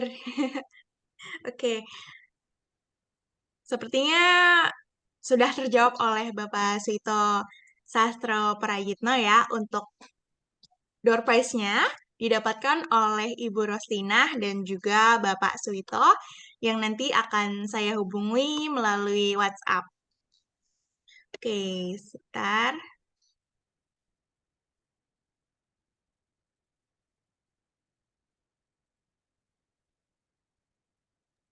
Oke, selanjutnya kita ke sesi Q&A. Untuk peraturan di sesi Q&A ini, ada peserta training diizinkan untuk bertanya melalui on mic ataupun melalui chat. Lalu pertanyaannya bisa nanti akan saya bacakan jika melalui chat. Lalu untuk formatnya bisa menyebutkan nama, asal instansi, dan pertanyaannya. Dan Bang Okta selaku pembicara akan menjawab pertanyaan setiap peserta. Untuk Bang Okta, saya persilahkan untuk menjawab dan jika ada pertanyaan nanti akan saya bacakan. Dan jika ada Bapak Ibu yang mau bertanya melalui mic bisa raise hand, nanti akan saya persilahkan juga. Terima kasih.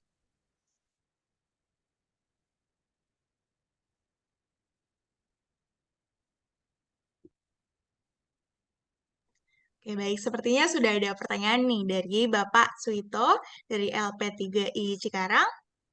Coach Okta, maaf mau tanya, apakah orang sukses itu tingkatan stresnya lebih hebat dari orang tidak sukses? Apakah stres itu suatu kebutuhan yang tidak terlepas dari manusia? Terima kasih. Boleh Bang Okta untuk menjawab pertanyaan dari Bapak Suito?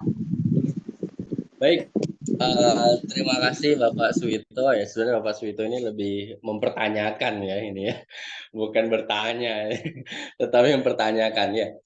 Ya, jadi sebenarnya begini Bapak Ibu sekalian, kita ketahui bersama bahwa sebenarnya tidak ada orang yang tidak stres ya. Bahkan setiap orang itu pasti akan mengalami stres. Pertanyaannya adalah respon kita terhadap stres itu sendiri. Ya tadi kalau ada dua ya, mau eustress atau distress. Kalau misalnya dia eustress, maka akan menjadi hal yang positif bagi kehidupan kita.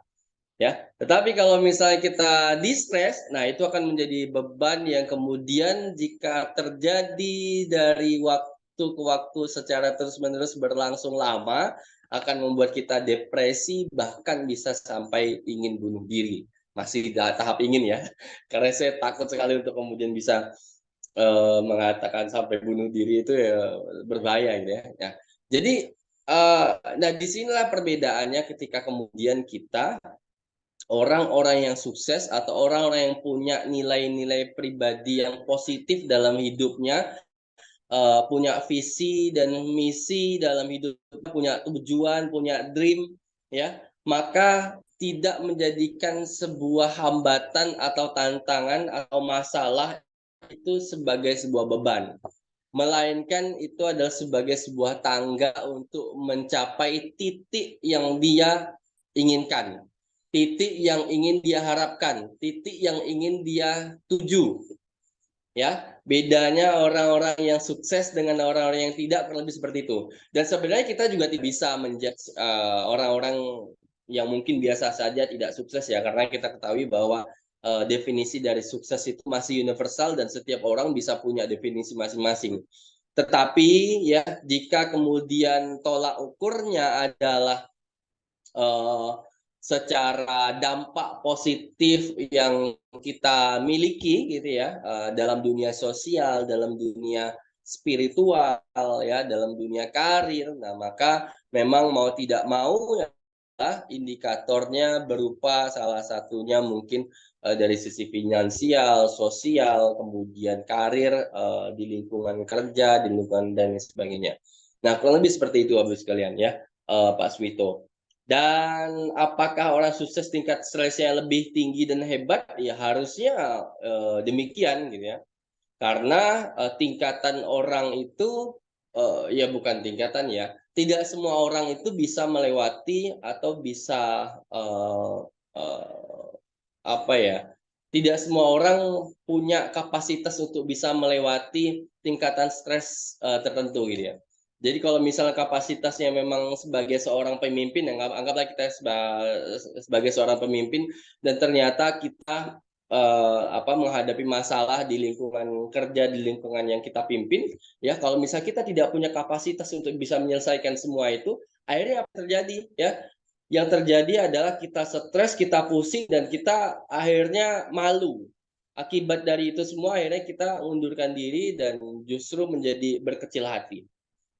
Nah, ini sederhana saja kalau misalnya kita tidak punya kapasitas untuk itu. Tapi kalau misalnya kita punya kapasitas dan kita bisa belajar, kita bisa beradaptasi, dan kita bisa memanfaatkan itu sebagai sebuah peluang untuk bisa mencapai titik yang lebih tinggi lagi, karir yang lebih bagus lagi ya, maka ya ya ya berarti kita secara level ya tentunya bisa bisa lebih baik atau bisa di atas rata-rata dari orang-orang yang mungkin sebelumnya atau di luar sana yang tidak mengalami itu. Walaupun kita tidak bisa samakan yang namanya garis takdir, Bapak Ibu sekalian, garis masalah itu skenarionya banyak sekali ya, dan setiap orang juga punya kapasitas masing-masing ya. Kalau misalnya kita, kalau jujur, kalau saya sebagai Muslim, saya sebagai orang yang beragama Islam ya, Allah itu tidak akan salah memilih pundak ya. Allah itu tidak akan salah memilih beban untuk diberikan kepada seseorang. Jadi kalau misalnya hari ini ya kita bisa kita bisa menyelesaikan masalah ya, kemudian kita bisa punya prestasi ya, sebenarnya tidak lepas juga dari kerja keras kita, dari ikhtiar kita, dan tentunya dari takdir Tuhan yang berpihak kepada kita. Kalaupun misalnya kita gagal ya itu juga bagian dari takdir Tuhan yang diberikan kepada kita, apakah kita kemudian mempercayai. Nah, ini sebenarnya ada. Jadi di materi ini sebenarnya saya ada motong beberapa slide yang memang harusnya dimasukkan. Salah satunya adalah bagaimana kemudian kita menanggapi kegagalan gitu ya. Jadi kalau misalnya kita gagal ya sebenarnya kita jangan terlalu menyalahkan diri sendiri dan merasa bahwa kita ya gagal seutuhnya, tidak ya.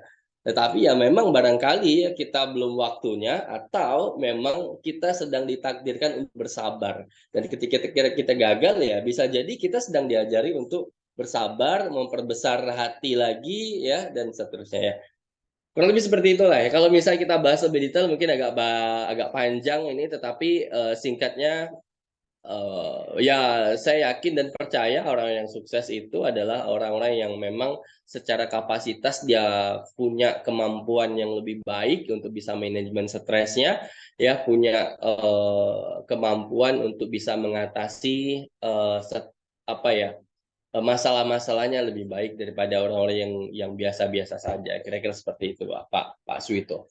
Terima kasih Pak Suito, pertanyaannya luar biasa dan mungkin ini lebih ke mempertanyakan ya kalau dari LP3I Cikarang ini ya biasanya juga punya kapasitas yang di atas rata-rata pastinya gitu. Oke, itu Mbak Rosa. Baik, bagaimana Pak Suito? Apakah sudah puas dengan jawabannya? Boleh dijawab di kolom chat. Jika sudah puas, akan saya lanjutkan. Apakah ingin bertanya lagi? Jika ada pertanyaan lagi, boleh ditulis di kolom chat. Sudah puas, baik. Lalu kita akan lanjut ke pertanyaan Bapak Rashidin, yaitu mengapa kalau kita merespon suatu masalah dari sudut yang negatif, itu menjadi stres, menjadi beban, serta menjadi tekanan terhadap diri sendiri. Ya, langsung ya saya jawab ya. Kebetulan memang saya tidak begitu mendalami dari sisi kesehatan. Jadi sebenarnya kalau kalau kita eh, jadi kalau kita respon masalah itu dengan negatif, Bapak Ibu sekalian, jadi ada beberapa cairan tubuh kita yang terkuras gitu ya. Saya lupa istilahnya, tapi mungkin Bapak sekalian pernah dengar yang namanya endorfin, kemudian apa lagi ya? Nah, hal semacam yang itu adalah cairan-cairan dalam tubuh kita, senyawa-senyawa yang ada dalam tubuh kita, yang kalau misalnya kita stres dan kemudian kita mengurung diri, nah itu akan membuat tubuh kita itu ya semakin tidak nyaman gitu. Beda lagi kalau misalnya kita stres, ya kemudian kita merasa bosan dan kita ada masalah. Tetapi kita coba untuk lepaskan pertama dengan tarik nafas gitu ya. Dengan tarik nafas, kemudian kita tahan beberapa detik, kita hembuskan lagi, kita coba tenangkan pikiran, emosi-emosi kita tadi itu kita coba apa namanya, kita coba redam dan kita berikan oksigen dalam pikiran kita, dalam kepala kita, sehingga kemudian kita lebih tenang. Nah, memang saya tidak mendalami ini lebih detail Bapak Ibu sekalian ya, tetapi, kalau misalnya Bapak Ibu sekalian pernah dengar ada teknik namanya Buteyko, kebetulan istri saya juga sedang belajar tentang, teknik Buteyko itu. Jadi, bagaimana kita mengatasi berbagai permasalahan hidup ini dengan tenang, dengan hanya tarik nafas saja. Bayangkan itu, jadi dengan tarik nafas itu tapi memang ada waktu-waktunya ya. Ada waktu-waktunya. Jadi tarik nafas berapa detik, tahan, kemudian hembuskan. Diulangi berapa kali dan sampai ada, kondisi di mana kita benar-benar merasa tenang, nyaman, dan kita bisa rileks lagi gitu ya. Nah, kira-kira seperti itu. Kemudian, apabila kita meresponnya dengan negatif, maka akan menjadi beban, ya tentu saja gitu ya, karena kita responnya udah dengan marah-marah dan apabila kita bicara tentang marah, Bapak sekalian, itu energi yang kita keluarkan jauh lebih besar daripada yang, apa ya, apabila kita respon dengan marah ya, maka energi yang akan kita keluarkan akan jauh lebih besar. Berbeda kalau misalnya ya, kita respon dengan senyum ya, kemudian kita respon dengan baik-baik, apa ya, tidak tidak menganggap itu sebagai sebuah masalah yang besar, maka ya kita tidak kehilangan energi, gitu. Sebagai contoh hari ini, tadi saya sedang di jalan, kenapa saya agak terlambat tadi itu, karena saya sedang ambil banner di salah satu, percetakan digital printing. Kemudian, dari kasirnya, dari bagian pick-up-nya bilang, ternyata barang yang saya cetak itu harusnya ada 2 sisi, tetapi yang dibuat cuma satu sisi.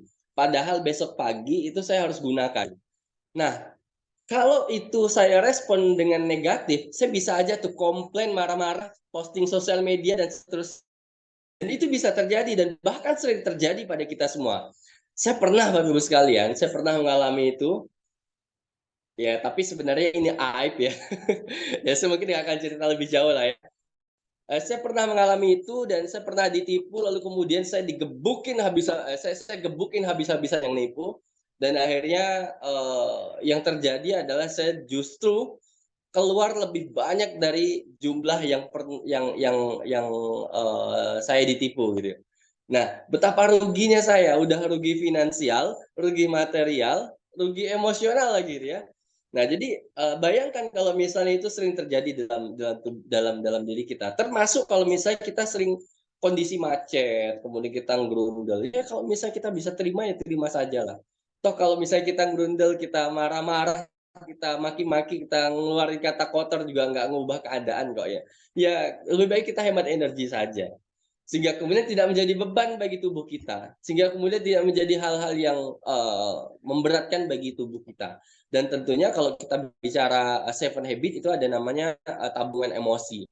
Jadi kalau misalnya kita bersabar, maka kita menabung, tapi kalau misalnya kita marah-marah, kita mengambil.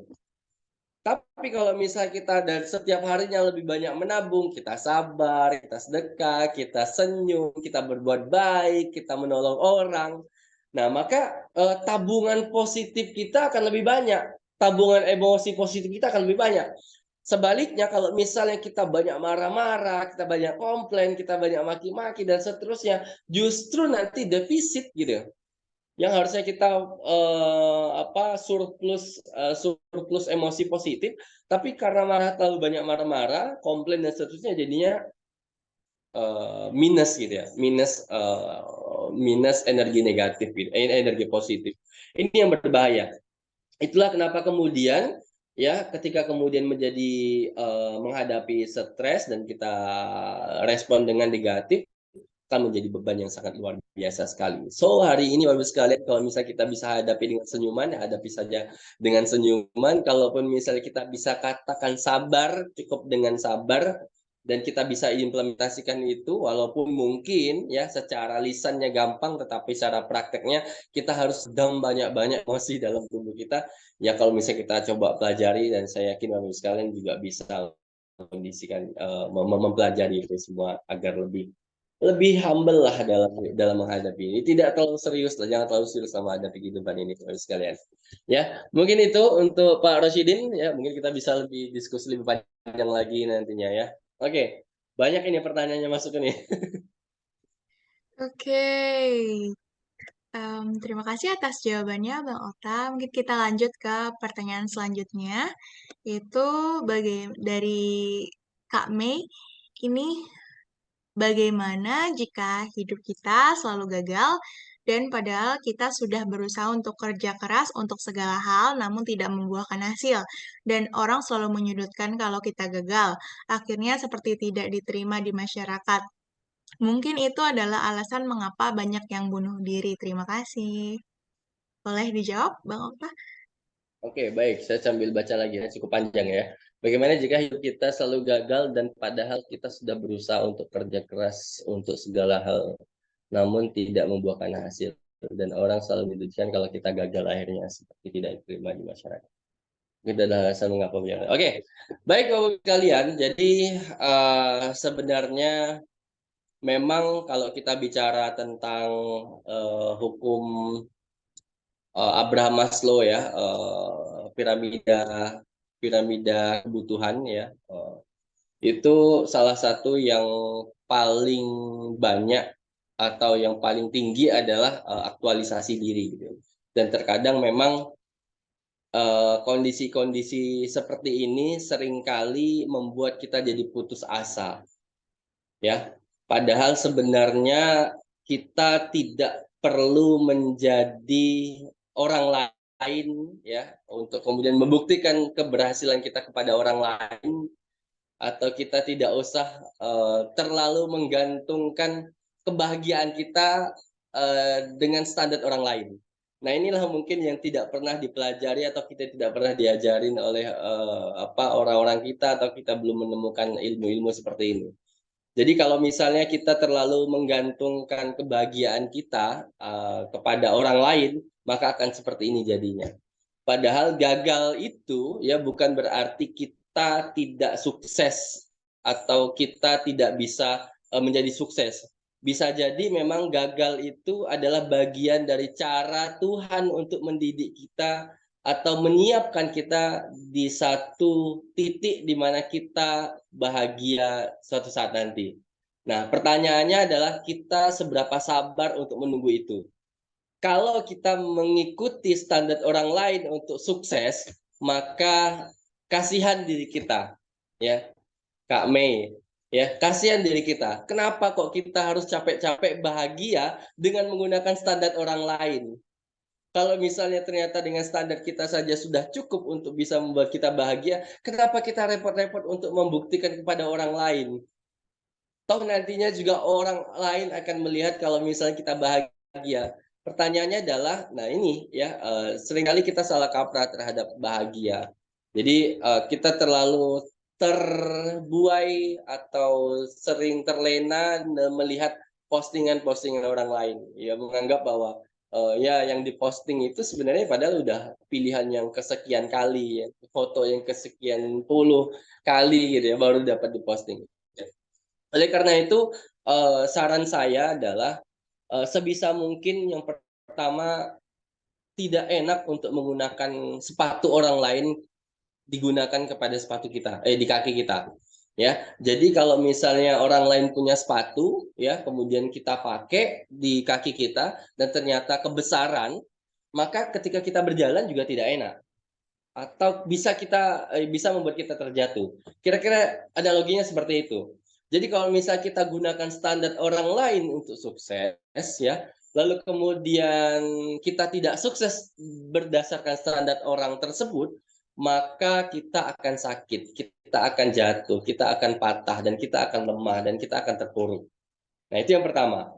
Kemudian yang kedua adalah cobalah untuk lebih banyak melihat ke dalam diri, mensyukuri apa yang sudah kita miliki. Ya, karena kebanyakan dari kita adalah menginginkan sesuatu yang tidak pernah belum kita miliki, ya, tetapi kita lupa ada banyak sekali sesuatu yang dalam diri kita ini, di lingkungan kita ini, yang hari ini kita miliki. Hari ini misalnya saya masih sehat, saya bisa sharing kepada ibu sekalian, itu adalah bagian dari yang harus saya syukuri. Bayangkan kalau misalnya saya udah nggak bisa ngomong lagi, saya udah tinggal terkapar sakit, wah, padahal ini adalah kecintaan saya sekali gitu ya. Nah, kemudian saya punya keluarga, saya punya anak, saya punya istri, saya punya orang tua, yang ternyata itu adalah eh, apa ya, ya sebuah kebahagiaan yang luar biasa sekali yang harusnya kita syukuri.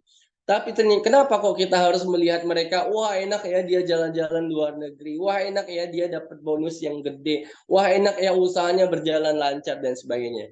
Nggak akan ada habisnya kalau misalnya kita melihat standar itu sebagai standar orang lain yang akan diterapkan kepada kita. Tetapi cobalah untuk melihat diri kita, melihat lingkungan kita, melihat yang apa kita alami, apa yang kita miliki hari ini. Sehingga kemudian ya kita bisa bahagia, kita bisa happy, dan kita bisa enjoy menjalani kehidupan. Ya, terlepas nanti apakah kemudian kita gagal dan kita dianggap sebagai pecundang atau orang yang tidak berhasil, itu nggak masalah juga. Tetapi tentunya kita sebagai seorang pribadi yang matang, yang punya masa depan, ya jangan berputus asa dan jangan menganggap bahwa itu adalah akhir. Tetapi justru itu sebagai sebuah pelajaran untuk bisa melangkah lebih baik lagi. Ya, jadi kira-kira seperti itu, karena kalau misalnya kita menggunakan standar orang lain tidak akan pernah ada habisnya, tetapi kita coba untuk buat standar kita, buat sesuatu yang memang kita jalaninya dengan enjoy. Kita lihat di sekeliling kita apa yang sudah kita miliki. Ya, justru ketika kemudian kita melihat, oh ternyata saya punya anak, saya punya istri, gitu. Ada berapa banyak jomblo yang di luar sana. Gitu. Kemudian ada berapa banyak pasangan yang menginginkan eh, apa ya, punya anak, dan itu juga harus disyukuri. Walaupun mungkin rumahnya masih ngontrak, mobilnya atau motornya masih kredit gitu ya. Ya, tetapi kita tetap bersyukur gitu ya. Ya, ya justru kalau misalnya kita melihat orang lain sukses, orang lain hebat, apakah kita siap menerima beban atau stres mereka ya? Nah, ini kalau misalnya kita bicara stres mereka itu juga berat ternyata. Dan belum tentu stresnya mereka, bebannya mereka diberikan kepada kita dan kita siap. Bisa jadi ya segera langsung kita tadi itu di kata yang ini nih, kata yang terakhir itu bisa jadi ya justru kita lebih cepat bunuh dirinya. Ya kenapa? Karena tidak sesuai dengan kita. Nah, Tuhan itu ya tidak salah memilih tindak tadi itu. Tuhan itu tidak salah memilih beban kepada siapa ya berikan. Ya, oleh karena itu ya hari ini cobalah kita lihat dalam diri kita, coba lihat lingkungan kita, apa-apa yang kita miliki hari ini. Sehingga kemudian membuat kita bisa jadi lebih hebat, lebih banyak bersyukur dan menjadi orang-orang yang produktif, yang karirnya bagus, yang rezekinya bagus. Saya rasa itu Kak Lin, Kak Rosanda. Wah, seru juga ini. Saya nggak pernah bayangkan se, se antusias ini. Ya, baik. Terima kasih atas jawabannya, Bang Okta. Oke. Wah, ini ada komen dari Pak Suito. Jadi obat stres sudah ketemu, yaitu rasa syukur. Betul. Kita harus lebih bersyukur mungkin ya dari apa yang telah dipaparkan tadi. Mungkin kita harus lebih meningkatkan rasa syukur kita terhadap apa yang telah diberikan. Baik, terima kasih banyak atas jawaban atas pertanyaan-pertanyaannya. Dan terima kasih juga atas antusiasme Bapak Ibu untuk mengajukan pertanyaan. Terima kasih juga Bang Okta untuk materi yang telah disampaikan. Mungkin sesi Q&A ini juga menjadi sesi terakhir kita pada sharing session hari ini. Saya Rosanda Amelia sebagai moderator mengucapkan terima kasih kepada Bang Okta telah menyampaikan materi yang sangat bermanfaat. Terima kasih juga kepada Bapak Ibu yang telah berpartisipasi dan hadir dan menyempatkan waktunya untuk sharing session hari ini. Dan terima kasih untuk Bapak Reno selaku dari Career Path Academy sudah menyelenggarakan acara ini. Semoga apa yang telah disampaikan dapat bermanfaat dan juga nantinya Bapak Ibu bisa mengikuti lagi acara-acara dari Career Path Academy selanjutnya. Baik, itu saja dari saya. Saya Rosanda Amelia sebagai moderator, pamit undur diri. Terima kasih dan selamat malam. Selamat malam juga dan selamat Selamat istirahat. malam Bapak Ibu. Terima kasih semuanya. Terima kasih Kak Rosanda. Terima kasih Terima Bang kasih Okta. Bapak Reno, terima Nanti kasih. kita ngopi Kak Okta ya. Jangan lupa Siap, siap. janji kita ngopi loh. Terima kasih Bapak Ibu. Nanti bisa dilihat di rekamannya kita akan upload di YouTube kita ya. YouTube pribadi saya tepatnya. Nanti jangan lupa subscribe. Nanti kalau misalnya ada pertanyaan bisa di grup. Siapa tahu ada Bang Okta yang berkenan untuk menjawab. Oke, terima kasih Bapak Ibu. Terima kasih sudah bertahan untuk 2 jam ini. Terima kasih semuanya. Bisa diakhiri. Kak Rosanda, terima kasih Bapak Ibu. Sertifikat akan kami bagikan di grup pelatihan. Terima kasih. Baik, saya akhiri ya Pak. Mari. Ya, terima kasih.